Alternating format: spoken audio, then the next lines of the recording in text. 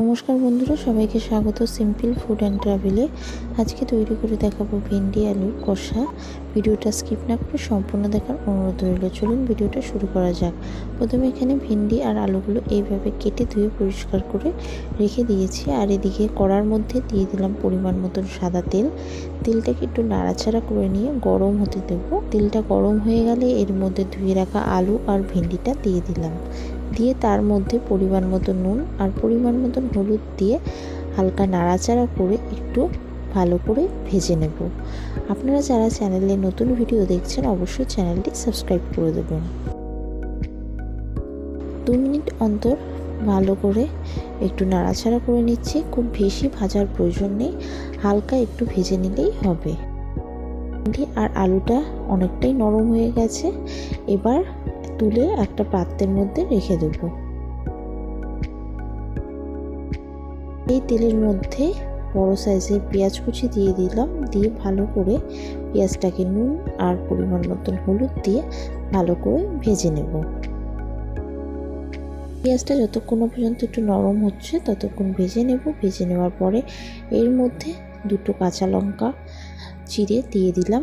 দিয়ে ভালো করে একটু নাড়াচাড়া করে নিচ্ছি। 5 মিনিট ভাজার পরে এর মধ্যে এবার একটা বড় সাইজের টমেটো কুচি দিয়ে দিলাম। দিয়ে ভালো করে আবারও নাড়াচাড়া করে নেব যতক্ষণ পর্যন্ত টমেটোটা নরম হচ্ছে। আপনারা যারা চ্যানেলটি সাবস্ক্রাইব করেছেন তাদেরকে অসংখ্য ধন্যবাদ। এখানে টমেটোটা নরম হয়ে গেছে। এবার এর মধ্যে দিয়ে দিচ্ছি পরিমাণ মতন আদা রসুন বাটা। দিয়ে ভালো করে মশলাটাকে কষিয়ে নেব কোনো পর্যন্ত রসুনের কাঁচা গন্ধটা যাচ্ছে। মশলাটা কষানো হয়ে গেছে। এবার এর মধ্যে সামান্য পরিমাণে জল দিয়ে একটু নাড়াচাড়া করে নিয়ে এবার এক এক করে পুরো মশলাগুলো এর মধ্যে দিয়ে দেব।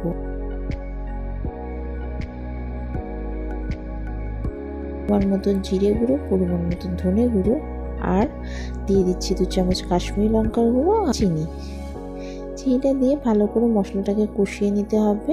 থেকে তেল ছাড়া পর্যন্ত মশলাটা ভালো করে সামান্য জল দিয়ে কষিয়ে নিচ্ছি। এইভাবে আপনারাও খুব সহজে খুব কম সময়ের মধ্যে ভেন্ডি আলুর কষা তৈরি করতে পারেন, যেটা ভাত, রুটি বা পরোটার সাথে খেতে অসাধারণ লাগে। এবার মশলাটা কষানো হয়ে গেছে। এবার ভেজে রাখা ভেন্ডি আর আলুটা দিয়ে ভালো করে একটু নাড়াচাড়া করে নিচ্ছি। মশলার সাথে ভেন্ডি আর আলুটাকে ভালো করে মিশিয়ে নিলাম।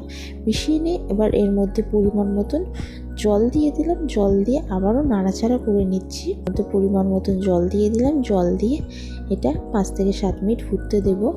একটু গায়ে গায়ে হয়ে গেলে নাবিয়ে রেখে দেবো। এখানে আলু আর ভেন্ডি পুরো নরম হয়ে গেছে, নাবিয়ে রেখে দিয়েছি। এখানে ভেন্ডি আর আলুর কষা পুরো তৈরি হয়ে গেছে। আপনাদের ভিডিওটা কেমন লাগলো অবশ্যই জানাবেন। আশা করি ভালো লেগেছে। ভালো লাগলে লাইক, শেয়ার, কমেন্ট করবেন। চ্যানেলটা সাবস্ক্রাইব করে দেবেন। পাশে থাকা বেল আইকনে ক্লিক করে দেবেন যাতে সবার আগে আপনার কাছে নোটিফিকেশান গিয়ে পৌঁছায়।